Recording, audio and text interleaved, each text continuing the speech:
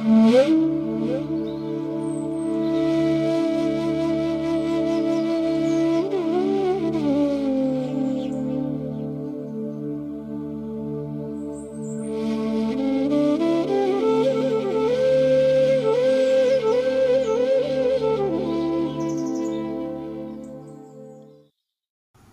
জননীং শারদাং দেবীং রামকৃষ্ণং জগদ্গুরুং পাদপদ্মে তয়োশ্রিত্বা প্রণমামি মুহুর্মুহু। শ্রী শ্রী ঠাকুর মা স্বামীজিকে প্রণাম জানাই।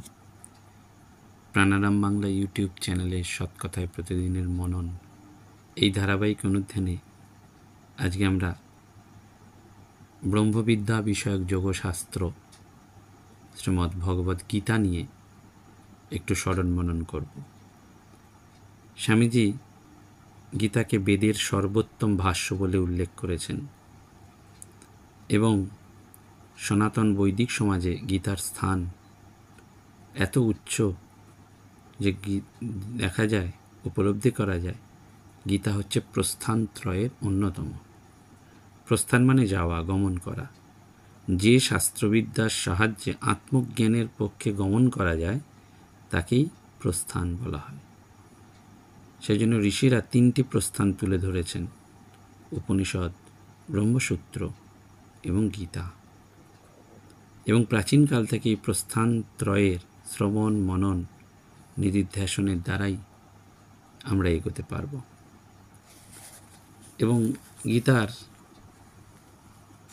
সেই দ্বাদশ অধ্যায়ে রয়েছে ভক্তিযোগ, যেখানে শ্রী ভগবান বলছেন সর্বধর্মান পরিত্যাজ্য মামেকং শরণং ব্রজ অহং তং সর্বপাপেভ্য মোক্ষয়িষ্যামি মা শুচা। সর্বধর্ম ত্যাগ করো, একমাত্র আমারই শরণ নাও। তুমি শোক করো না, আমি তোমাকে সকল পাপ থেকে মুক্ত করে দেব। এই মন্ত্রটিকেই গীতার সার বলা হয়। 1866 বলা হচ্ছে। এই মন্ত্রটি হচ্ছে গীতার সার। ভগবৎ স্মরণই সমগ্র ভক্তিযোগের মূল কথা। শ্রীধর গোস্বামী তিনি বারবার বলেছেন যে বিধিবিধানের দাসত্ব ত্যাগ করা, অর্থাৎ সর্বোত্তম গুহ্য সার কথাটি হচ্ছে শরণাগতি। শ্রী ভগবান বলছেন ধর্ম অধর্ম, কর্তব্য ও অকর্তব্য, লোকাচার ও বিধিনিষেধ এসব নিয়ে মাথা না ঘামিয়ে সর্বতভাবে আমারই শরণ নাও। আমারই শরণ হচ্ছে তোমার একমাত্র কাজ। জাতি, ধর্ম, সমাজ, বর্ণাশ্রম, শরীর ধর্ম, এমনকি দেহ, মন, ইন্দ্রিয়, বুদ্ধি ইত্যাদির ধর্মও ত্যাগ করতে হবে, তবে ঠিক ঠিক ঈশ্বর নির্ভরতা আসবে। সর্বধর্মান পরিত্যাজ্য, সর্বধর্ম ত্যাগ গীতার তথা ভক্তি রাজ্যের হচ্ছে অত্যন্ত উচ্চ আদর্শ। ধর্ম মানে ভগবৎ প্রাপ্তি, মোক্ষ লাভ, পরকালের মঙ্গলের জন্য অনুষ্ঠেয় কর্তব্য কর্ম, এটিই সাধারণভাবে ধর্ম। এবং প্রত্যেক আশ্রমের লোকেরাই এই জন্য ধর্মশাস্ত্র নির্দিষ্ট করা রয়েছে। কিন্তু শ্রী ভগবান অর্জুনকে এই জ্ঞান, কর্ম, ভক্তিযোগ সব উপদেশ দেওয়ার পর সমস্ত উপদেশের সার স্বরূপ এই শরণাগতির কথা বলেছেন। সেজন্য শ্রী ভগবানের সার বক্তব্য বহুবিধ মত এবং ধর্ম নিয়ে চিন্তা করে অকারণ চিত্ত চাঞ্চল্য না আনে একান্তভাবে ভগবৎ শরণ গ্রহণই হচ্ছে শ্রেষ্ঠতম ধর্ম। শরণাগত ভক্তের ভগবৎ নির্ভরতা কেমন হবে সেটি বলা হচ্ছে ত্রৈলোক্যনাথ সান্যালের সেই গানে, ডুবিব অতলে মহাসিন্ধু জলে, যা থাকে কপালে ভাই, চিনি না জানি না বুঝি না তাহারে, তথাপি তাহারে চাই। এই সমর্পণ একদম সমস্ত প্রকৃতির অধীনতা থেকে মুক্ত হয়ে সর্বকর্ম ত্যাগ করে ধর্মাধর্মের পারে যাওয়া। ভগবান শঙ্করাচার্য তাই পরিত্যাজ্য মানে করেছেন সংন্যাস্য, সম্যক রূপে নিঃশেষে সমর্পণ করা। শরণং ব্রজ মানে আশ্রয় নাও, শরণ লাও, এটা ভগবানের মূল কথা। অর্থাৎ আত্মসমর্পণ যোগই হচ্ছে ভক্তিযোগের প্রধান সুর। শরণাগতির 6টি লক্ষণ রয়েছে। সেটি কি? না, প্রথম, শ্রী ভগবানের বা ইষ্টের প্রীতিজনক কাজে সকল সংকল্প, সমস্ত প্রবৃত্তি, সেটিকে বলা হচ্ছে আনুকূলস্য সংকল্প। ভগবত বিরোধী বা প্রতিকূল বিষয়ের বর্জন। যারা ইষ্টদ্বেষী, যারা প্রিয়তমের নিন্দা করে বা তাকে হিংসা করে, তাদের সংস্রব এবং সঙ্গ ত্যাগ। প্রাতিকূলস্য বিবর্জনম। ভগবানই রক্ষা করবেন এমন একটা প্রবল বিশ্বাস। রক্ষিস্বতি ইতি বিশ্বাস। চতুর্থ, শ্রী ভগবানকেই রক্ষাকর্তা বলে মনে প্রাণে বরণ করে নেওয়া, তাকেই পুজো স্তুতি করা। গোতৃপ্তে বরণং তথা। আত্মসমর্পণ, শ্রী ভগবানের মঙ্গল ইচ্ছার কাছে নিজেকে পুরোপুরি অর্পণ করে দেওয়া এবং প্রতিদিন একমাত্র তাকেই সব আরতি জানানো। অকার্পণ্য, অকুণ্ঠ চিত্রে তারই কাছে সমস্ত দৈন প্রকাশ। এবং মনে রাখতে হবে, যথার্থ শরণাগত ভক্তির পক্ষে যে যে লক্ষণ, শরণাগতিরূপ সাধনায় আগ্রহী তাদের কাছে এই লক্ষণগুলোই হবে এক একটা বিশেষ সাধন। মধুসূদন সরস্বতী প্রমুখ আচার্যরা বলছেন যে এই শরণাগতির 3টি ক্রম। প্রথম ক্রমে কি বলা হচ্ছে? তস্যৈব অহং। শরণাগত ভক্ত এই সময় বলছেন আমি তাঁর। ভক্তের মনোভাবটি তখন বড় করুণ, কোমল। ভক্ত ভগবানের উপর জোর করতে ভালোবাসেন না, তার সঙ্গে এক হয়ে মিশেও যেতে চান না। শুধু দিনহীন বলেন, হে প্রভু, আমি তোমার, আমি যে একান্তভাবেই তোমার, আমি সংসারে অন্য কারোর নই। হে প্রিয়তম, আমি শুধু তোমারই।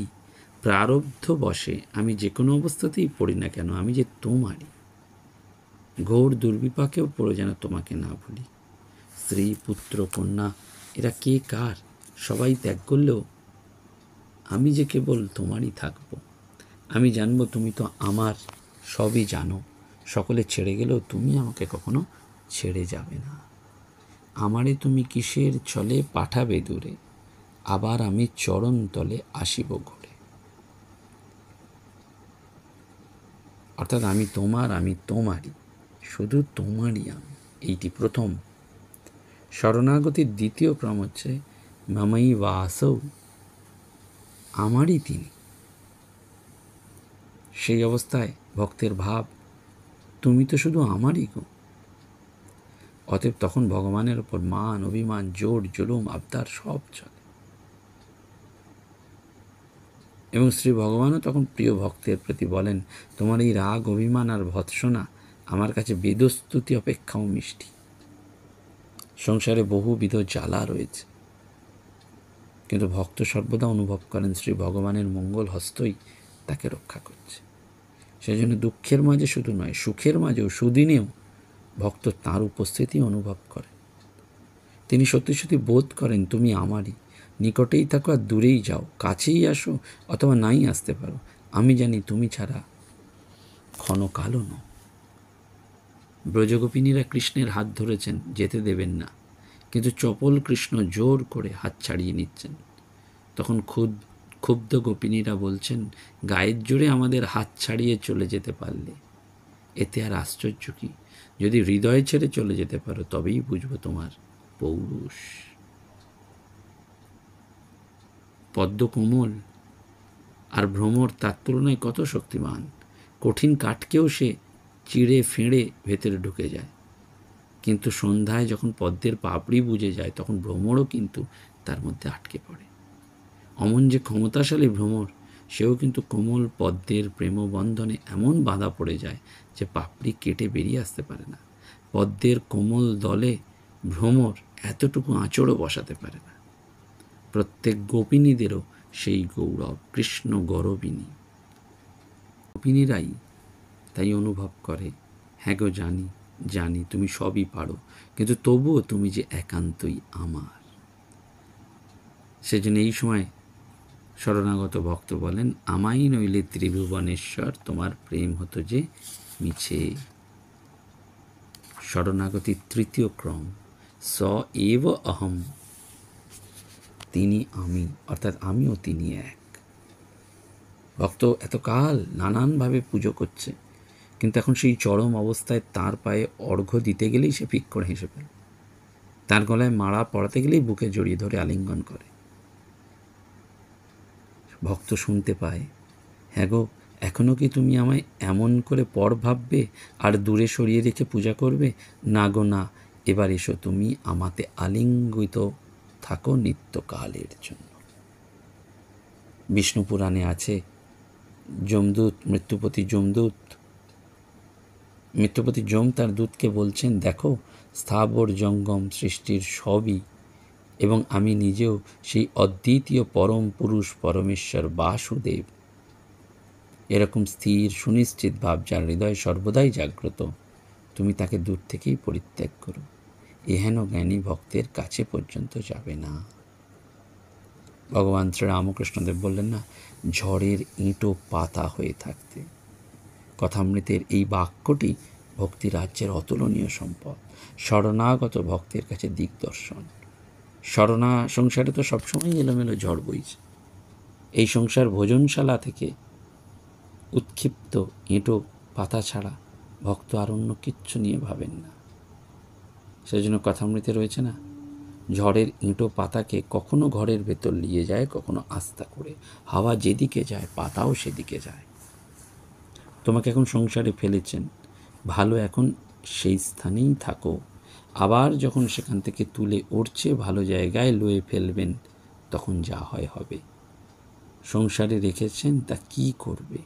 সমস্ত তাঁকে সমর্পণ করো, তাঁকে আত্মসমর্পণ করো, তাহলে আর কোনো গোল থাকবে না।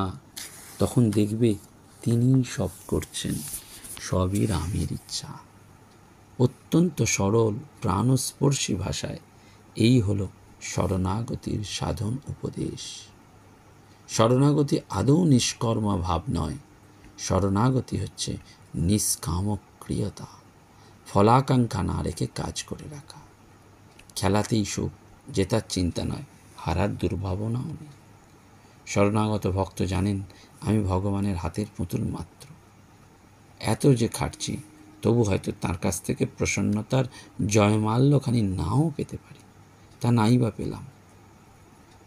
প্রকৃত ভক্ত বলছেন, দুঃখের নির্দয় রুক্ষতা সইতে তুমি যে আমায় ডেকেছ আমি অনুভব করি, সেটাই তোমার দয়া।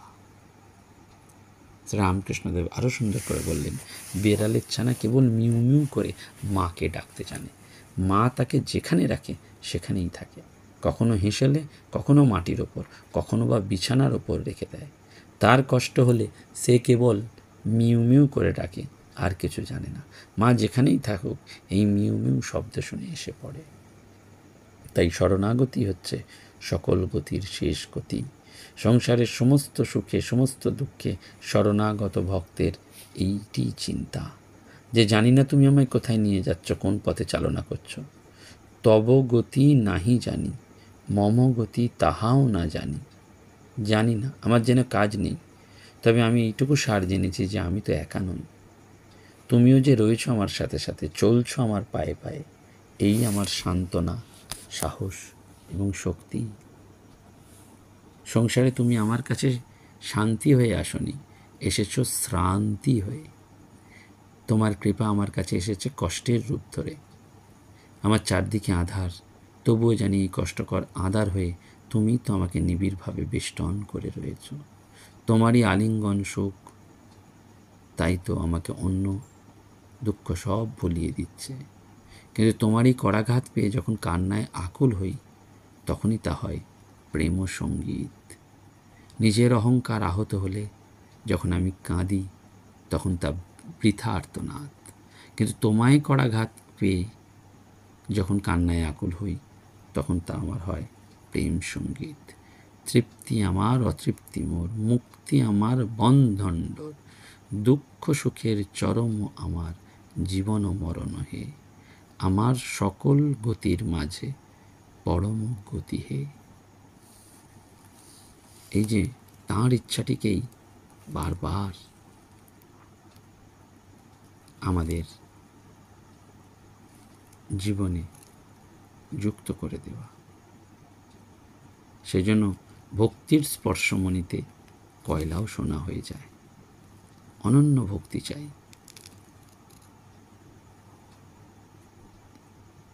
সেজন্য সর্বদা আমাদের এই ভক্তিযোগ স্পর্শমণির মতন আমাদের বারবার এগিয়ে নিয়ে যায়। ভক্তিযোগে এই রসায়ন বা টনিকটি হচ্ছে ভগবানের মহিমা এবং তত্ত্ব শ্রবণ করে যখন চিত্ত দ্রবীভূত হয়ে যায়, তখন সেটি পরমাত্মার দিকে নিয়ে যায়। এবং কুণ্ডলিনী জাগরিত না হলে এই প্রেম ভক্তি আসে না। সেজন্য ঠাকুর বলছেন না, জ্ঞান হবার লক্ষণ আছে, দুটি লক্ষণ। প্রথম অনুরাগ অর্থাৎ ঈশ্বরে ভালোবাসা, আরেকটি কুণ্ডলিনী শক্তির জাগরণ, লাভিং অ্যাটাচমেন্ট। ভজ ধাতু থেকে এসছে ভক্তি, পরম প্রেম। এবং সেইটি আমাদের মূল কথা, যে ঠিক ঠিক প্রেম বা ভক্তি হলে সাধক বা সাধিকা তার প্রিয়তমকে নিয়েই মত্ত হয়ে থাকেন, স্তব্ধ হয়ে যান, আত্মারাম হন, নিজেই আত্মার আনন্দে বিভোর হয়ে যান। সেই জন্য আমাদের বারবার মনে রাখতে হয় যে আমাদের কোনো ইচ্ছার দরকার নেই, তাঁর ইচ্ছাই আমাদের জীবনে সর্বদা প্রয়োগ হোক। আমরা ভগবানের কাছে সেই প্রার্থনা সর্বদা করে যাই যে আমাদের যেন ওই শরণাগতি, যেটি একেবারে গীতার মূল কথা, মূল সুর, এবং সেইটি আমাদের জীবনে যত আমরা প্রয়োগ করতে পারব, তত আমরা এগিয়ে যেতে পারব। এবং সেই এগোনোর জন্যেই আমাদের নিজেদেরকেও একটু ভগবানের দিকে, সচ্চিৎ আনন্দ স্বরূপের দিকে এগিয়ে যেতে হবে দৃঢ়তার সাথে। নমস্কার, ধন্যবাদ। প্রাণারাম প্রাণারাম প্রাণারাম প্রাণারাম প্রাণারাম প্রাণারাম। কি যেন লুকানো নামে তাই মিষ্ট এত তব নাম প্রাণারাম প্রাণারাম।